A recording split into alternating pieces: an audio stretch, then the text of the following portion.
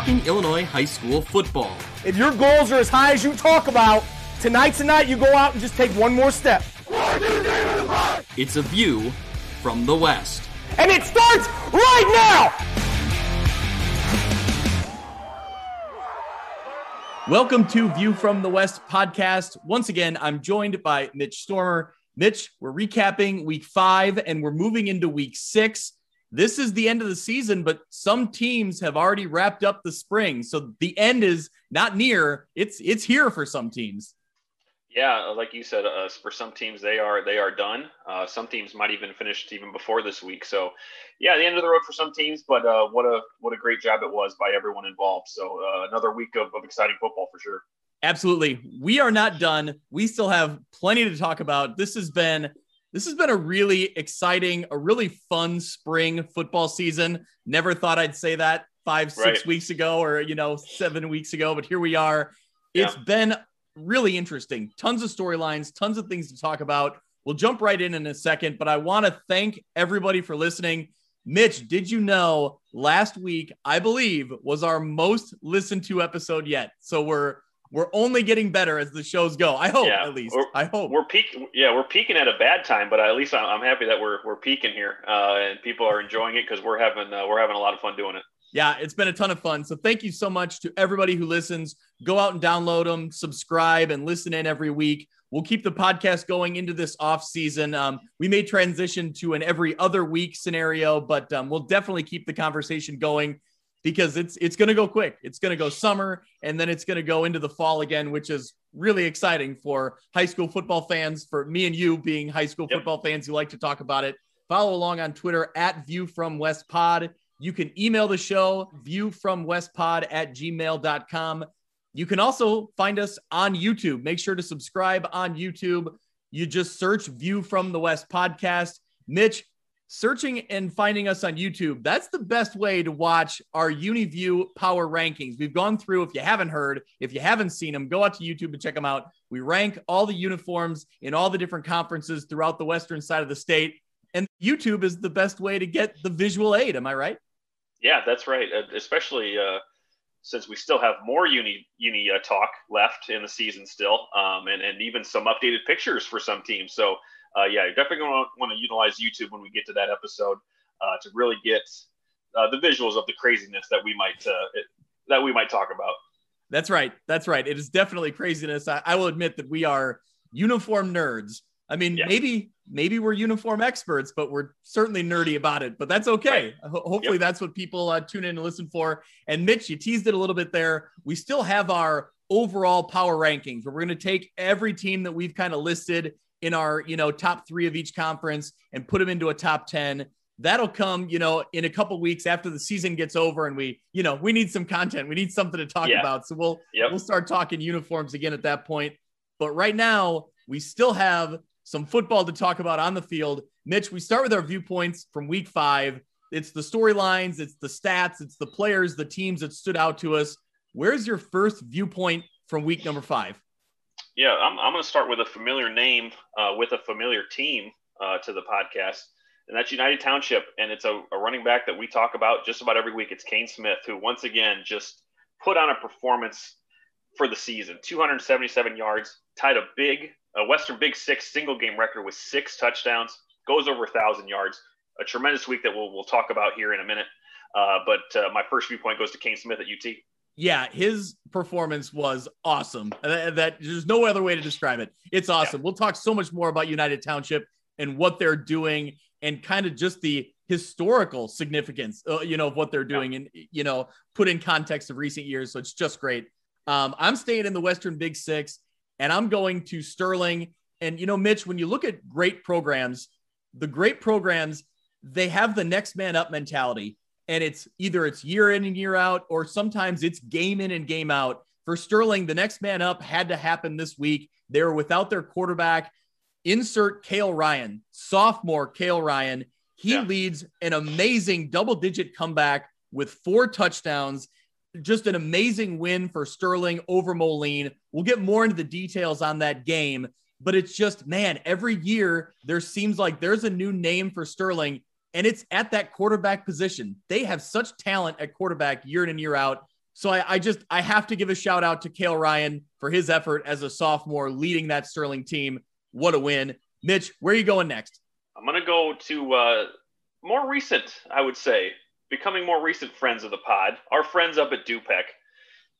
They've got a receiver slash cornerback DB, Gabe Howard. And let me try and get through this laundry list of stats that he had. If I have it all together, I want to make sure I have it right. A monster day for the Rivermen.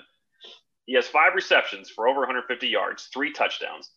One of them I'll talk about specifically when we get to that game. So 3 touchdowns receiving. He has a punt return touchdown. He has a fumble recovery, and he has 5 tackles on the other side of the ball. So Dupec continues to roll. Gabe Howard, monster day, monster performance. So my second viewpoint goes to Gabe Howard.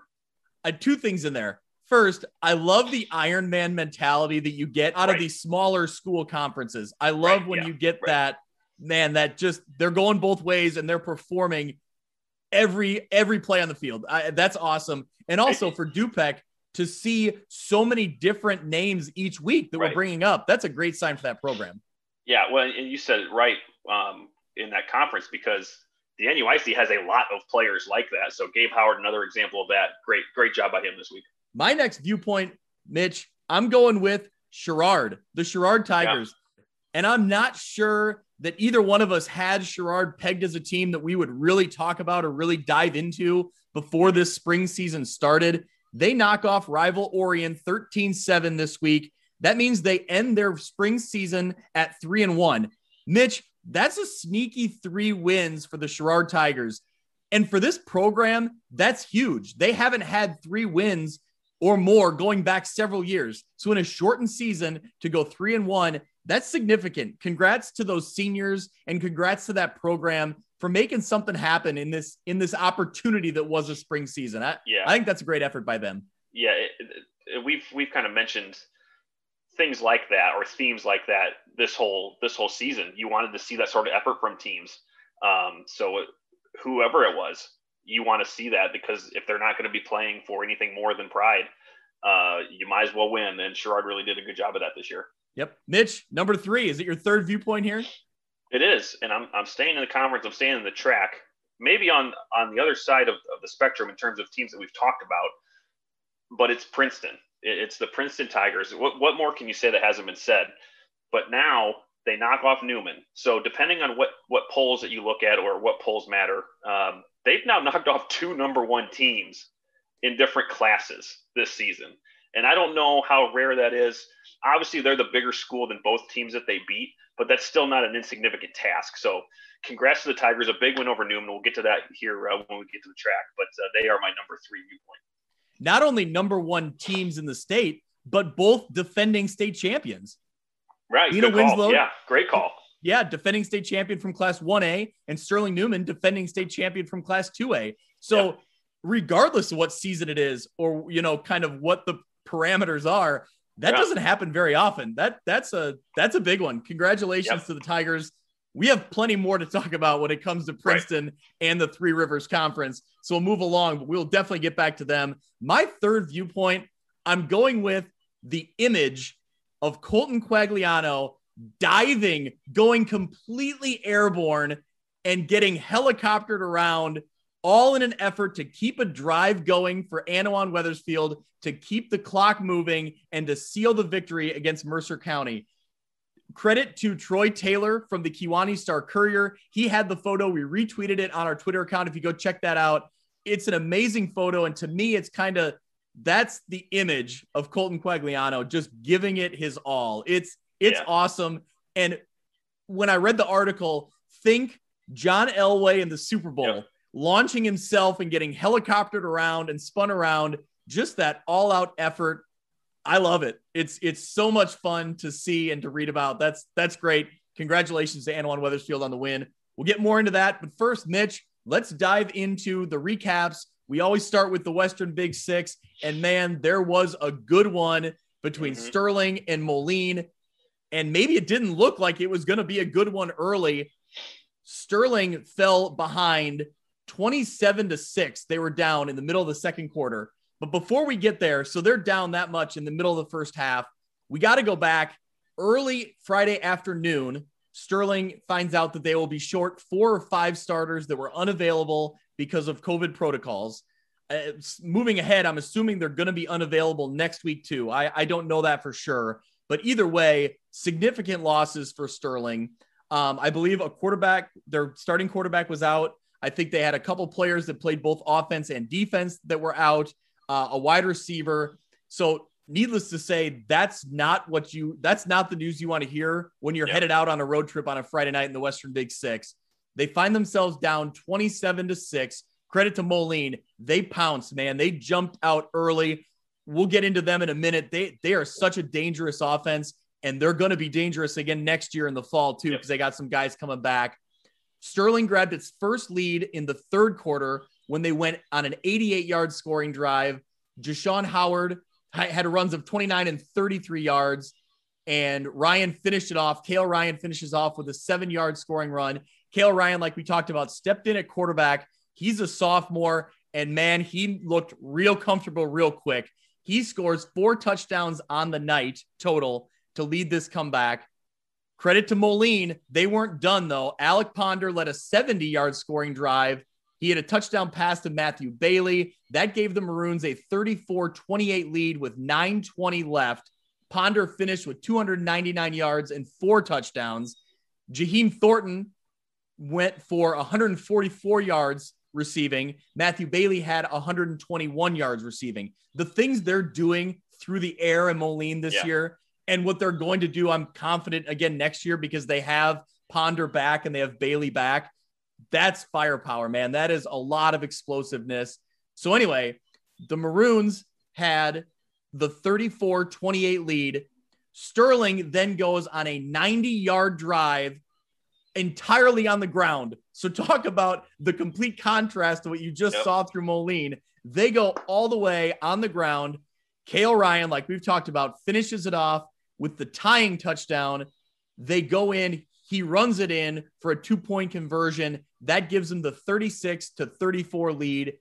Man, just listening to the Sterling broadcast and hearing, Spencer and Matt Gingrich talk about this game, those guys have been covering Sterling football for a long time, and they were putting it up there as one of the all-time Sterling comebacks because of the situation they were put in, because of the players they were down, and because of the deficit in that game. I mean, who am I to deny them? They know far more about Sterling football than I do. What a win for Sterling. What a gutty performance. And just, I mean, that's what great programs do. They find players to step up. Kale Ryan is that player this week who stepped up, and the program finds ways to win. Congratulations to John Schlemmer and the Golden Warriors. Yeah, let me start by apologizing to Moline, because I'm pretty sure I jinxed this. Yes, you absolutely did. Yes, you did. I texted you. You were out and about, so you weren't in on the know. I think I texted you when it was either 21-6 or 27-6. You texted me and it was 27-6. I think I just said Moline, and I think I just said Moline and some eye emojis, and then you texted me like 20 minutes later, and Sterling had come back. So my apologies to the Maroons. But when we talked about the Sterling game last week when they played Rocky, and we made mention of, I think it was like they controlled like 63 of the 90 minutes of the game or something. And when you can do that, you're going to be able to put together those 90-yard drives at the end of a game. Your team is conditioned to do things like that. So, yeah, all the credit in the world to Moline for – and look, they're having a down year in the win column, but their performances certainly haven't been bad, and this is another example of that. But Sterling, no quit, no fight. The comeback from, like you said, a couple players down. So, undefeated Sterling still, just continuing from their success from last year. So, yeah, an all-around just terrific game. Probably the game of the year in that conference so far. So, yeah, it was awesome. Yeah, it was great. So, now, looking down the list, we're going to United Township beating Galesburg 50-36. That's Sterling's next opponent. We'll get to that in a minute. Sterling next has to take on United Township. Yep. UT, man, they just keep it rolling. They defeat Galesburg 50-36. Like you said in your viewpoint, Panthers once again led by Kane Smith, 277 yards rushing, ties a Western Big Six record with 6 rushing touchdowns. This Panther team, man, they're for real, and it's been fun to watch. Yeah, that's what, 3 in a row now for UT. Yep. And after not winning one game in the conference, I think it was like 3,100 days or something like that, whatever that was that we said a couple weeks ago. So again, credit to Nick Welsh and his entire team. It's not just Kane Smith. Obviously, he gets the numbers, but that's a whole offense and a whole defense and a whole special teams that get them to where they are right now. They had not won 3 games in a season, Big Six, otherwise in 17, 18 years. So yeah, the bad records or the bad streaks that the Panthers were on, I should say, are out the window. They're gone because this team's back. Yeah, and I think it's just fun to know that, like, for as long as this season was in limbo and we didn't know if it was going to happen, and even when it got announced, it's like, well, what does it really mean? There's no playoffs. I tell you what, don't tell anybody. You can't convince anybody at United Township right now that this wasn't worth going out and doing. Holy cow, forget playoffs. You're turning around a program right now. I mean, you completely changed a mindset, hopefully, for any kids watching who are sophomores, freshmen, even down into the junior high level. Like, look at what they're doing. They're creating so much buzz that it's totally worth it to be involved this spring, regardless of what the scenario is. Just an awesome effort for them. Let's keep moving down. Another great effort. Geneseo's defense. They are making a name for themselves. Yep. They make a huge statement last week, I should say. They get the win 23-15 over Rock Island. Rock Island went up 7-0. They scored first. Geneseo then scored on each of its first 5 possessions in the first half. So you talk about being efficient and getting down the field and just getting anything you can out of a drive with a defense like Geneseo has. That's a key to success. That's big time.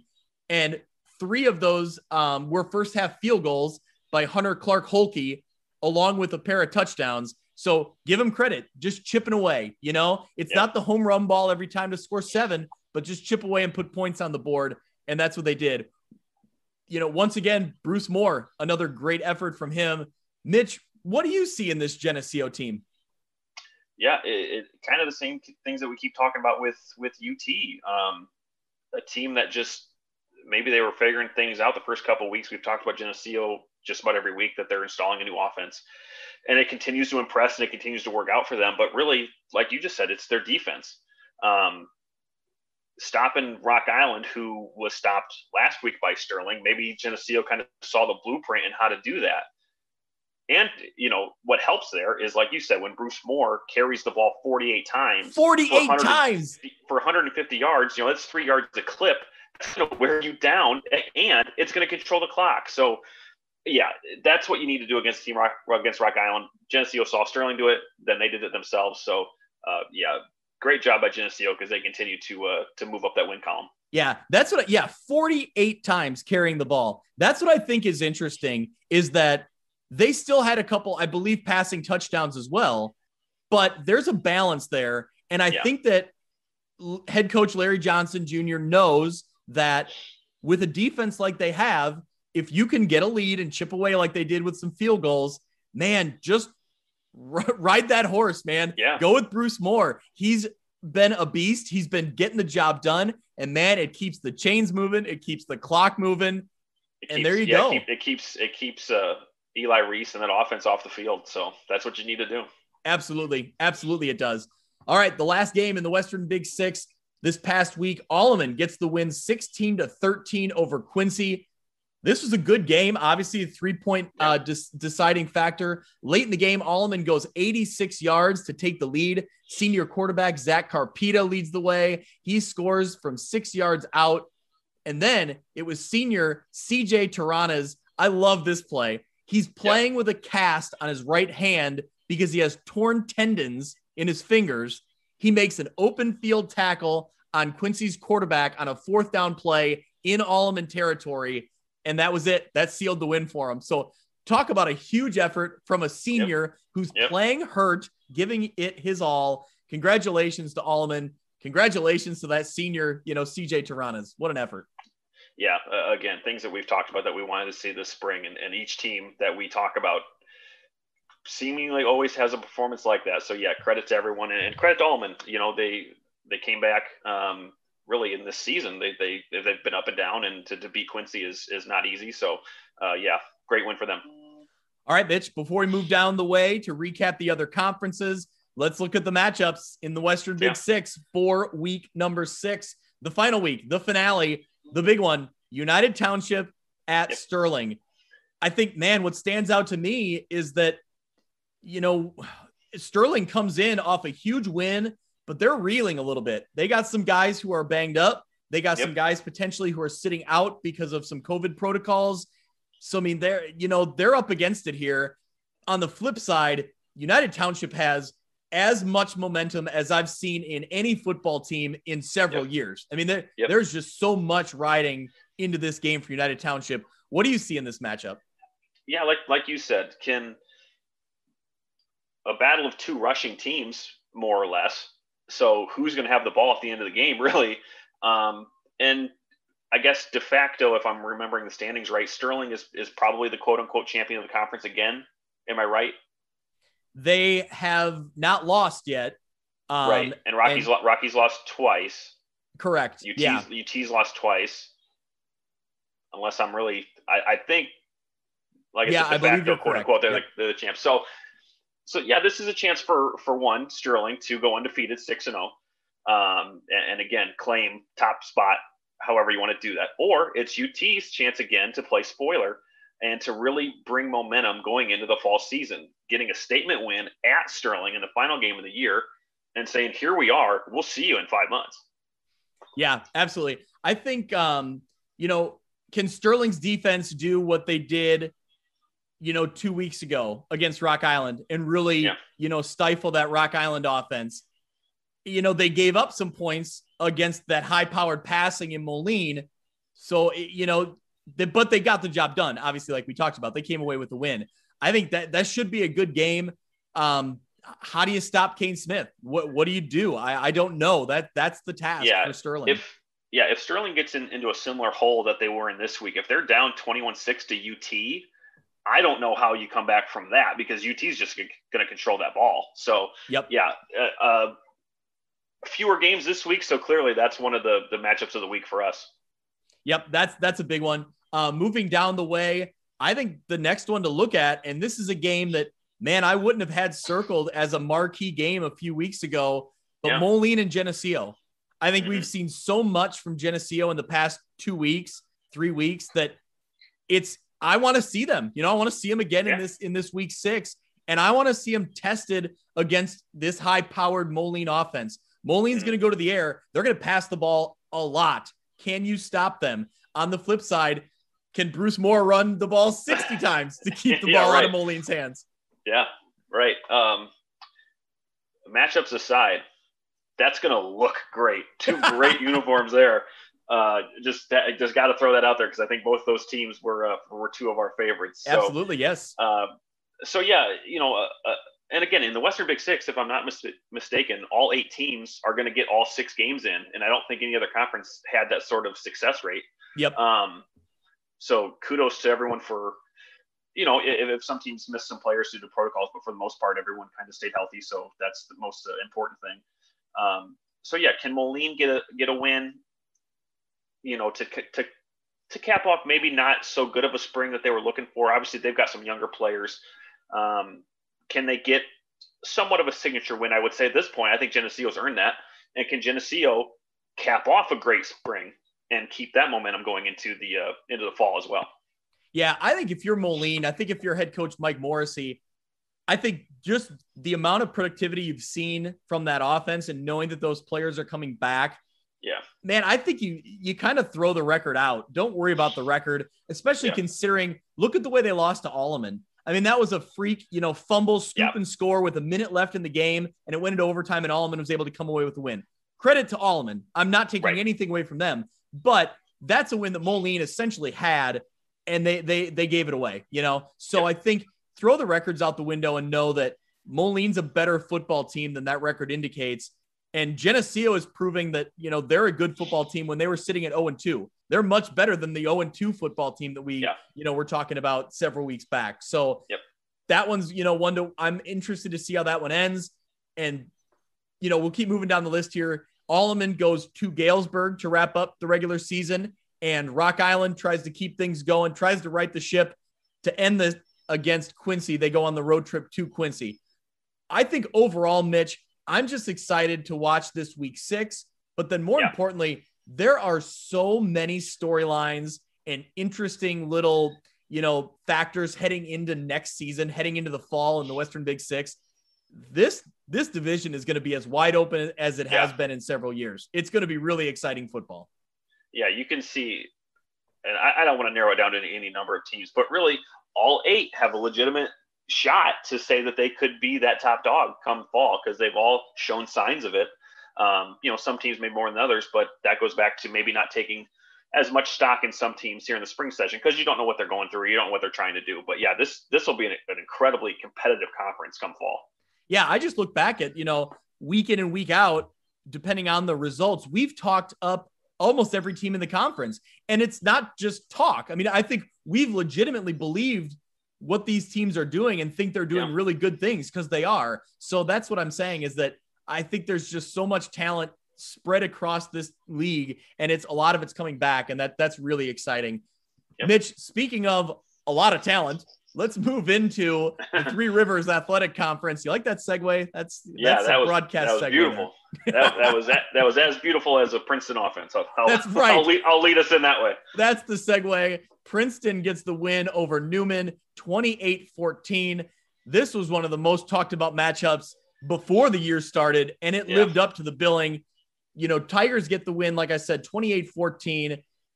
They, win, like we've talked about, over their second defending state champion. They beat Lena Winslow in week 1, now to get the win over the 2A state champion Comets. And let's make no mistake about it, this was a revenge game for the Princeton Tigers. Yeah. In 2019, they blew a 21-10 halftime lead to Newman and lost 25-21. So they were easily motivated to erase that memory, and they got the job done. Senior quarterback Tyler Gibson threw for 2 touchdowns. He ran for another touchdown that gave Princeton the lead with about 8 minutes left. That would go on to be the difference.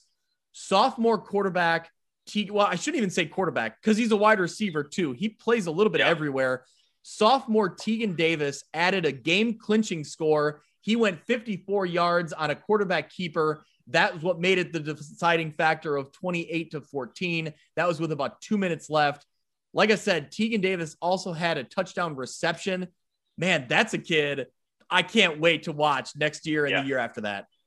Yeah, and looking through the notes on this game, we didn't even mention Rondé Worrells. I don't know if he played or not, but regardless if he did or if he didn't, it shows just how deep Princeton is and what they can do, and in really different ways that they can win.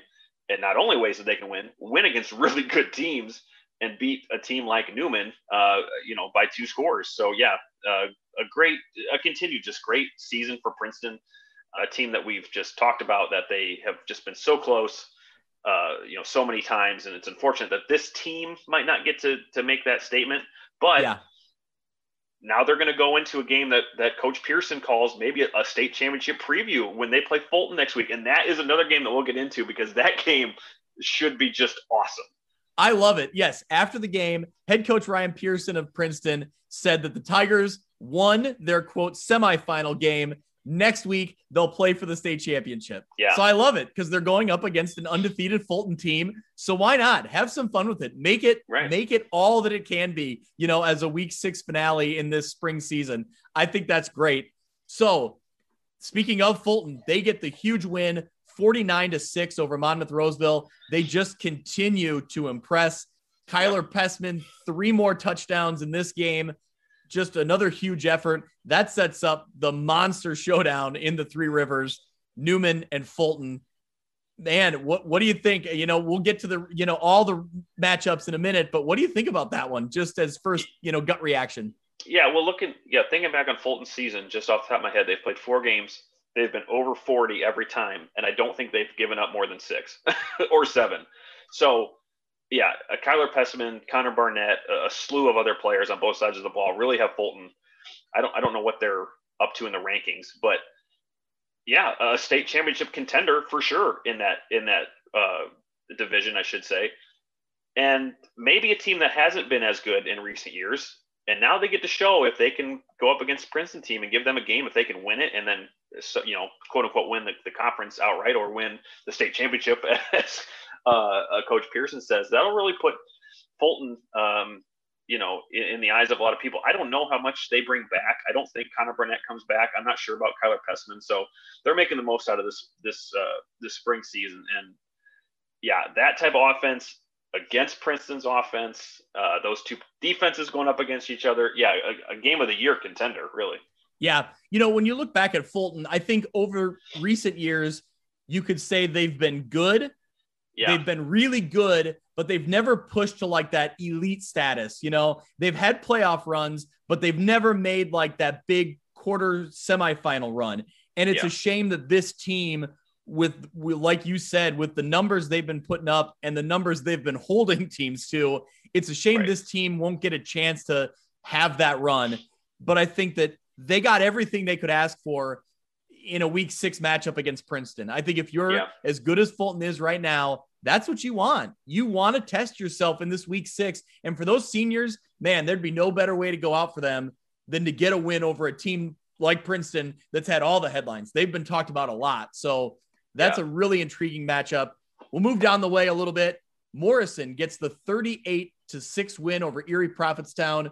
Congratulations to the Morrison Mustangs. They come away with the win. That will end their season. They end the season at 2-3.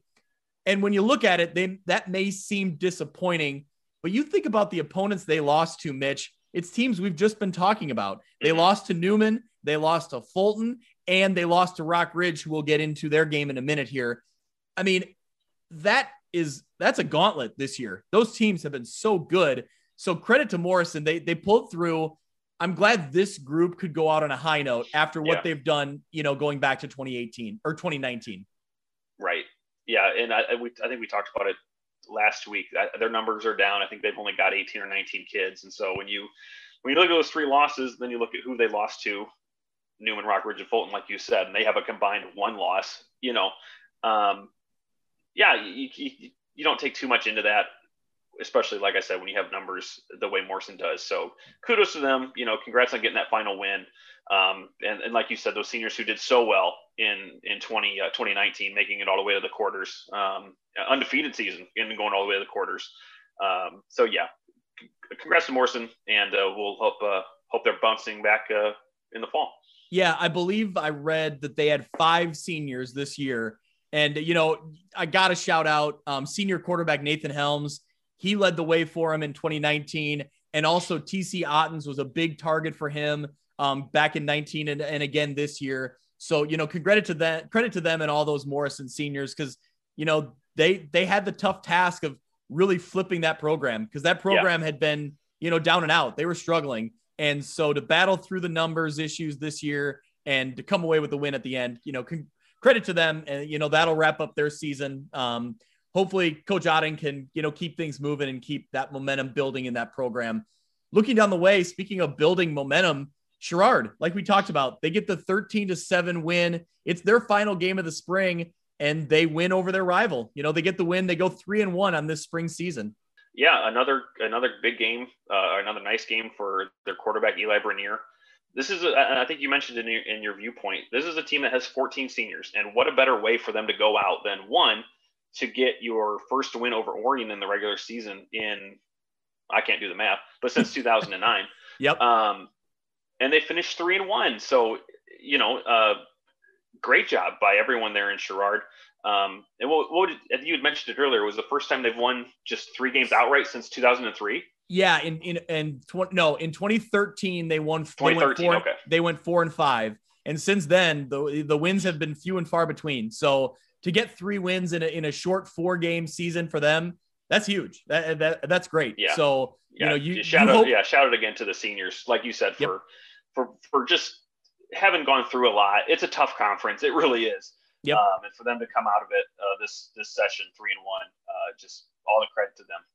Yep. We'll move down the way here. Farmington gets the win over Kewanee 49-20. I believe that's Kewanee's final game of the season, this spring season as well. Yeah, I believe it was. And just kudos to both of those teams because that was a makeup game for both of them. They both lost an opponent there, so kudos to them for being able to play one final game. Yep, Kewanee finishes at 2-2, and they had some flashes. They had some signs, this year of looking really tough. So we'll see what they can bring back coming into the fall. Two more games. We got St. Bede goes 35-16 over Bureau Valley.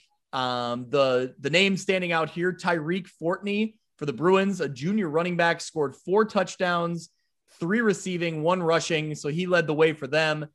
And Mitch, last but certainly not least, Rock Ridge gets another big win over Spring Valley Hall. And man, it's more Peyton Locke and Deem. Those are the names that are consistently showing up.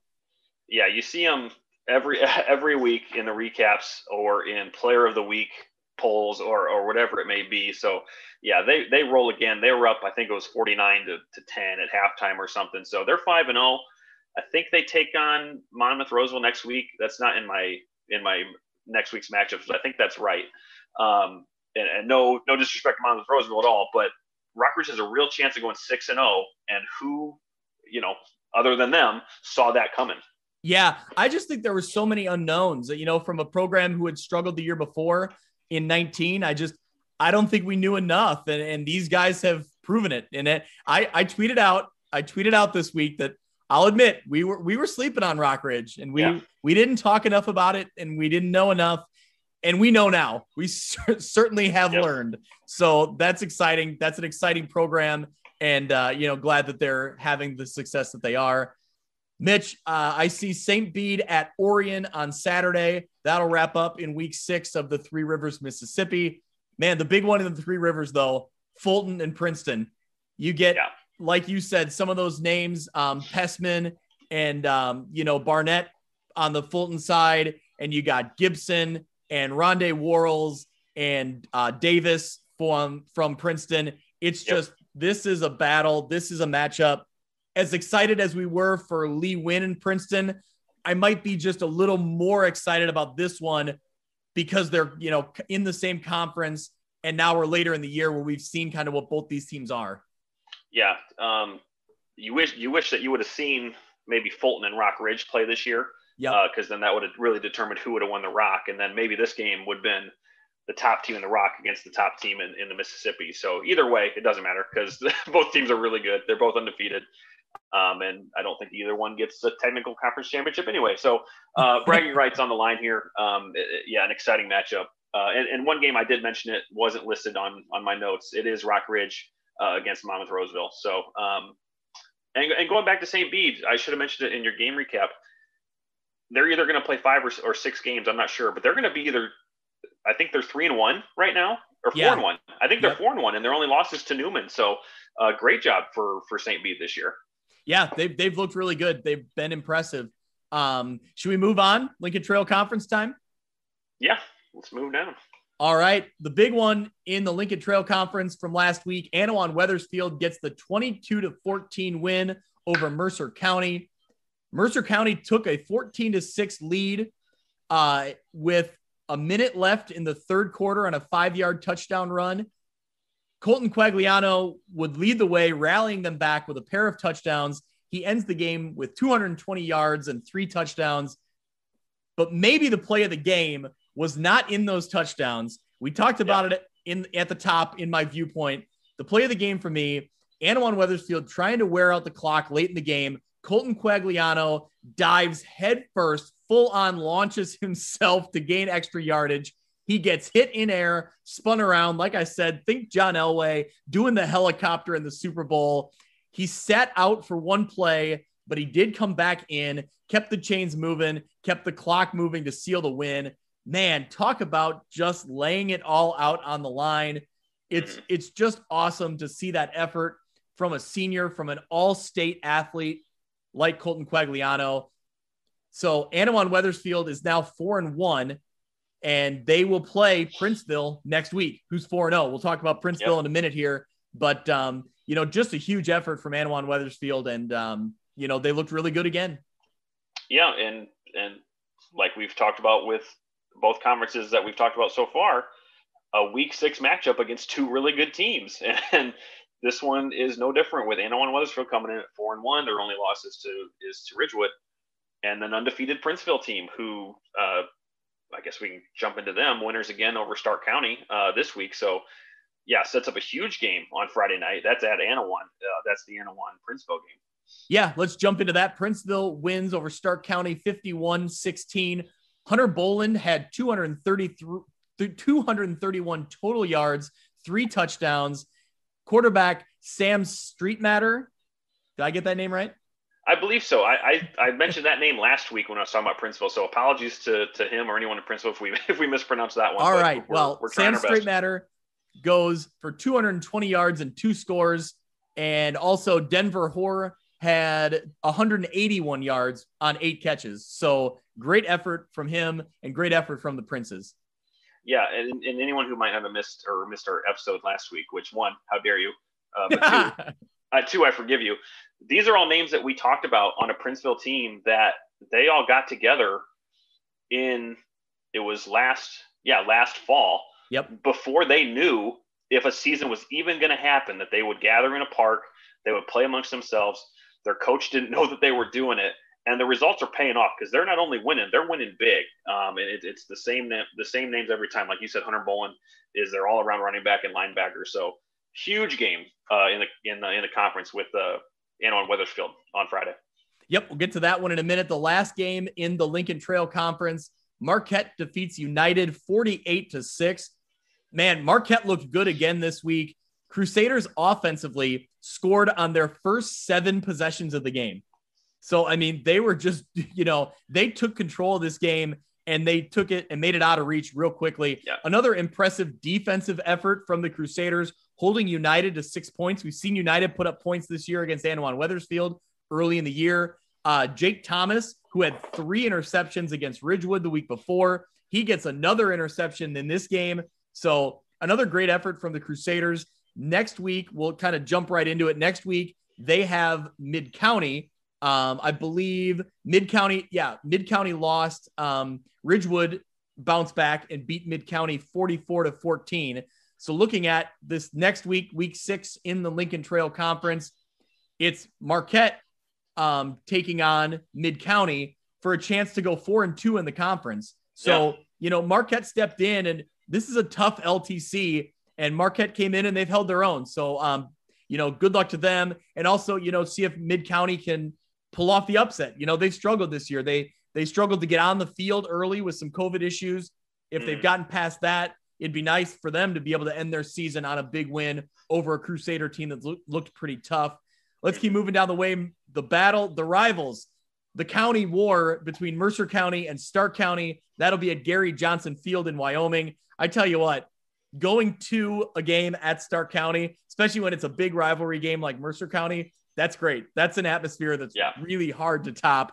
So that'll be a good one. Also, the big one, Princeville at Anawan Wethersfield, and the game is actually at Anawan. That's another one. Man, if you get a chance to go to a game, no offense to Wethersfield. Wethersfield's great too. I like going there too. But a game at Anawan is just, that's small school beauty football right there. It's awesome. So, and that'll be a great game. That'll decide the Lincoln Trail Conference. And Anawan Wethersfield was hoping to go undefeated this year, and they weren't able to get that done. But man, you still got a lot to play for here because you can knock off an undefeated Princeville team at the end of the season.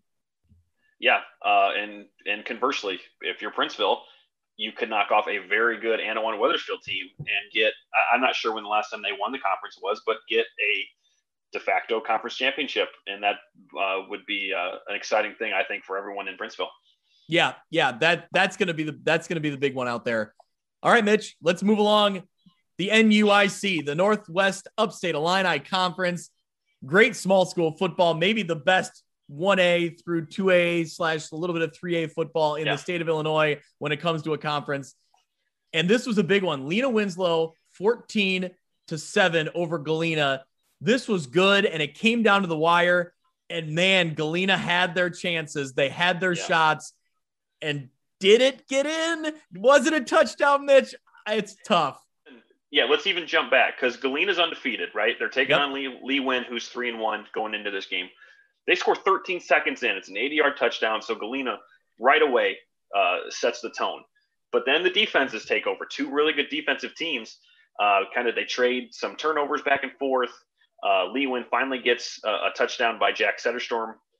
It was an 85-yard drive, a really tough 9-yard touchdown, really tackle breaking, muscles his way in. I saw that on Twitter. That run was, that was great. Yeah, I think our friend Kyle had a clip of that. And it was 14-7 for the majority of the rest of the game, up until about 8 minutes or so left in the fourth quarter. Galena's driving. They get inside the 5-yard line. Their quarterback rolls left, finds a receiver in the end zone. Maybe it's the game-tying touchdown. There's a flag on the play. The line judge determines that the quarterback was over the line of scrimmage.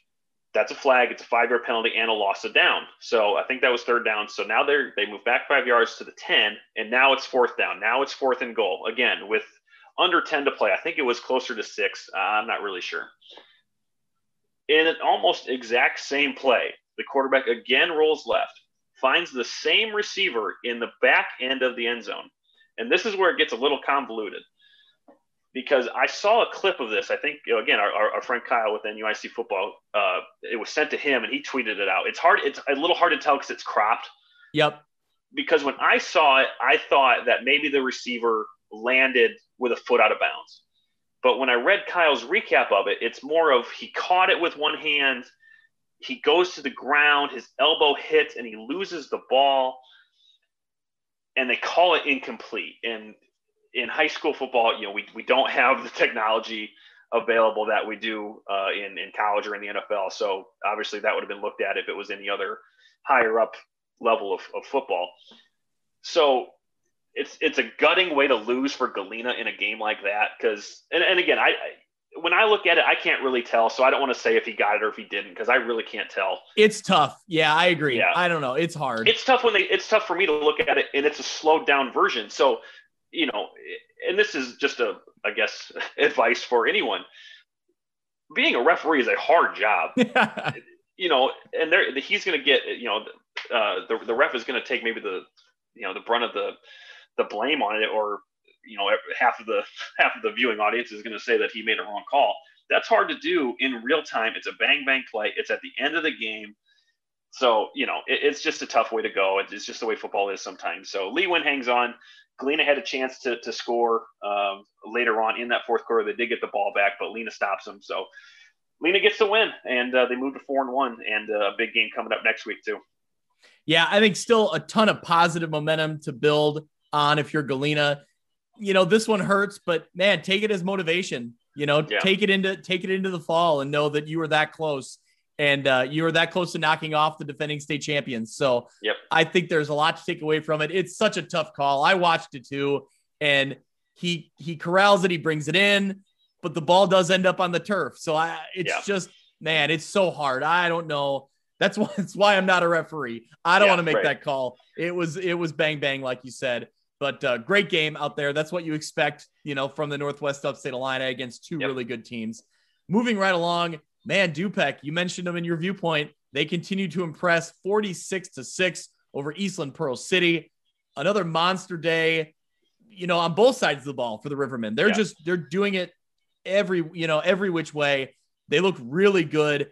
It's a shame, like we've talked about with several other teams, they don't get a playoff shot. I would have loved to have seen what this team could do, because sometimes I think coming out of the NUIC as a 3A team, I think they're undervalued. I think people don't realize how good they are as a 3A team, because they play 2A and some 1A depending on the schedule. So I would love to see what they could have done. I'm excited to see what they can do next year when there is playoffs, when playoffs are back. Yeah.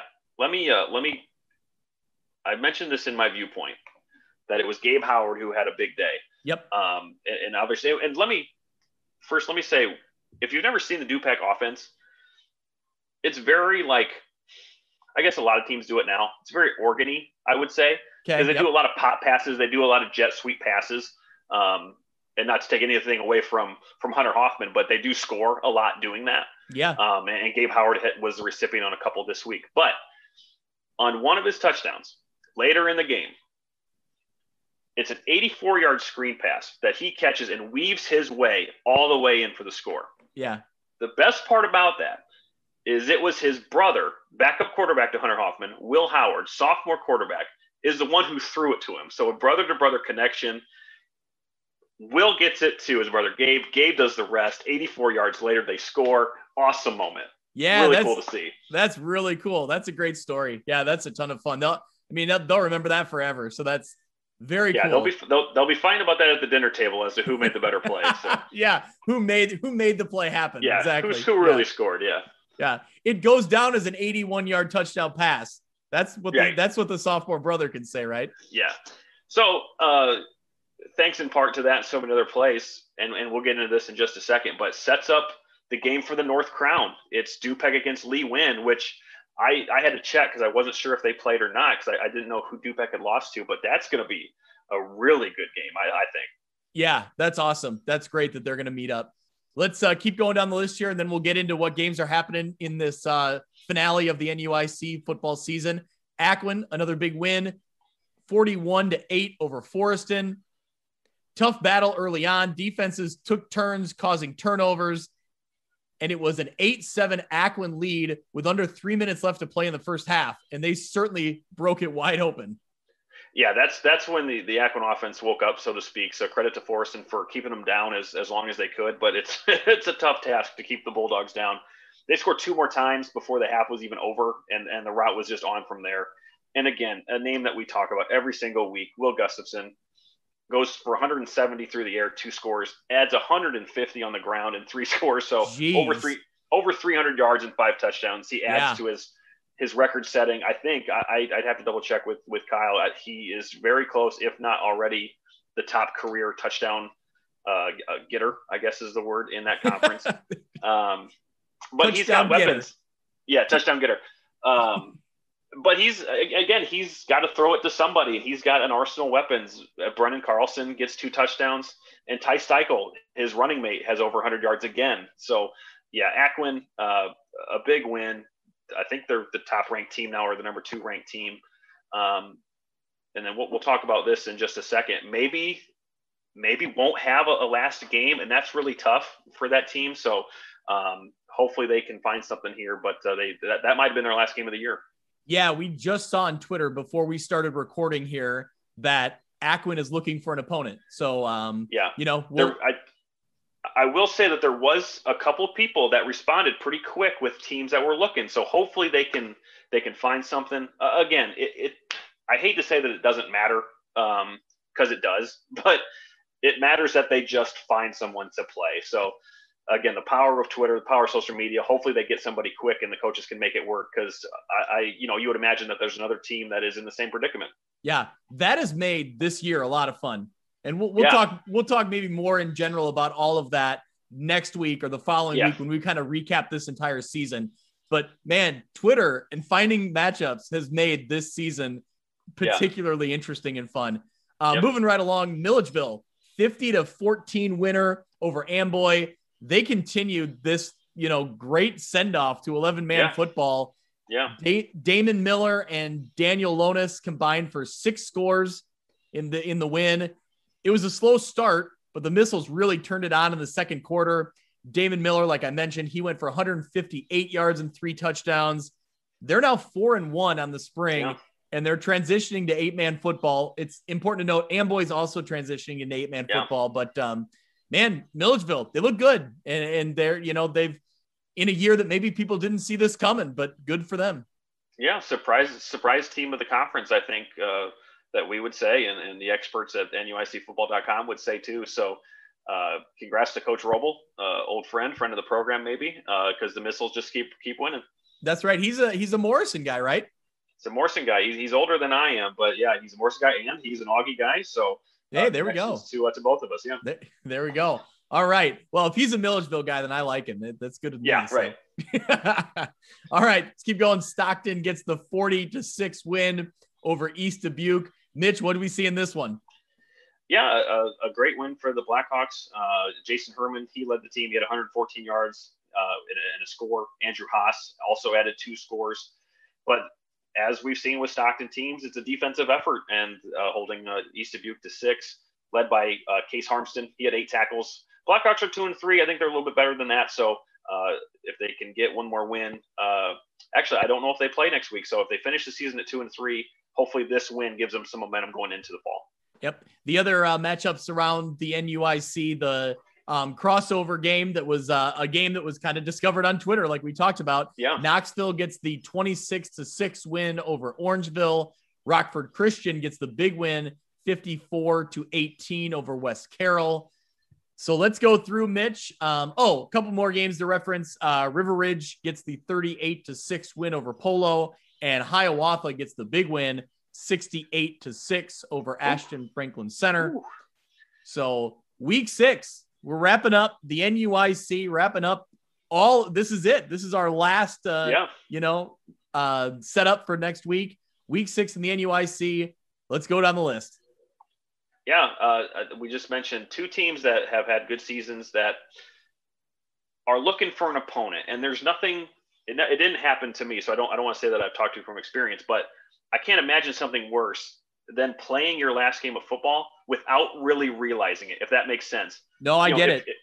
If in a normal season where maybe you're going into the playoffs and you're not really sure, but in this spring session where you knew it was going to be 6 games, and so you're looking forward to 6 games, and even up until Friday night, you're like, okay, we have another game left, and then to come Monday, and all of a sudden you don't have an opponent, and you think, oh no, I have already played my last game of football. I can't think of anything worse than that. So if you're out there listening and you need an opponent, please call Aquin, please call Stockton, get those matchups done. Again, looking at Twitter, it looks like there is a lot of activity to get that done. I hope it is. So Stockton and Aquin both looking for opponents. Otherwise, the big one in the conference is DuPage going to Lee Win. That's a Saturday game. The upstart Rivermen against the defending champs, and with the North crown on the line. Aquin already has the South crown wrapped up, so this one will be the North. And then Galena, you're going to try and overcome that tough loss to Lena with a game. They're going to host East Dubuque in the final session here in the spring. And that's a rivalry game, East Dubuque and Galena. So sure. Galena, looking to bounce back after the tough loss. That'd be a nice one to get a win over their rival in East Dubuque. Yeah, and then in the other division in the South, Amboy going to try and get a final win of the season against Rockford Christian, who's coming off of a win. 2 teams that came off of losses, Forreston, they're going to EPC. And the crossover game is Milledgeville going to Orangeville on Saturday. Yeah, man, you really hope that Aquin can fight a game. Like you said, you want them to get that one last shot. And, we want to, selfishly, want to see that offense one more time. We want to see them out, doing their thing. So, all right, Mitch, if I put you on the spot, what's the one game you got to watch this week? I think you're going to say UT Sterling, so I'm going to say Fulton Princeton. That's a good call. Yep, Fulton Princeton's a good call. And I would have said that. That probably would have been where my head went to. But to your point, I didn't want to say the same thing. So you're right. Yeah. I do want to see Sterling United Township. Well, and here's the great thing about week 6 is you could pick any one of like 6 or 7 games that all have meaningful outcomes to be determined. So it's great to see. Yeah. And we've talked about it, the whole season. There is no playoffs. We know that. But man, some of these matchups, I feel somewhat satisfied. Like I feel like it's been an interesting season. There's been standout performances. There's been production and teams making moves and teams getting themselves elevated for next year. I know, we want to see playoffs. We want to see a champion crowned at the end, but I still don't feel as empty as I thought I might heading into week 6. Yeah. In a season that was full of unknowns for a year, so to speak. Yeah. I think this was a great season. And with a week to go, so not to, get all down and out about it, but it's absolutely been full of great individual performances, great team performances, surprises from teams and individuals. So exactly what we wanted, exactly what, I would say but what the kids needed. So again, kudos to every single person who made this spring season possible, from the players to the coaches to the IHSA to anyone who oversaw this effort. Because I think that if you talk to any player in Illinois, that they would say thank you for the opportunity. Yep, that's true. It's very true. Well, Mitch, that will wrap us up. To anyone listening, follow along on Twitter on Friday night. We try to tweet things out, try to tweet up, try to tweet some score updates throughout the night, and just kind of, we're live streaming as many games as we can and trying to, soak it all in. And especially this week, knowing that this will be the last, week for a while. So it's been a lot of fun. We got 1 week left, and Mitch, we'll be back to talk all about week 6 and maybe talk about the season as a whole next week. Yeah, our superlatives will come out next week, maybe. So absolutely, we'll have to come up with some, some best ofs. Yeah. So yeah, looking forward to it because, like we said, there are marquee matchups throughout all the conferences this week, so it's going to be fun. All right, Mitch. Well, that'll do it. We'll talk to you next week. Sounds good. That'll do it for this week's episode of View from the West. Thank you so much for listening. I encourage you to go out to Apple Podcasts or Podbean and subscribe so you can follow along, and downloads will come automatically every week. You can follow along on Twitter at ViewFromWestPod. You can also email me if you're interested in being a sponsor, viewfromwestpod@gmail.com. Thanks so much. We'll see you next week.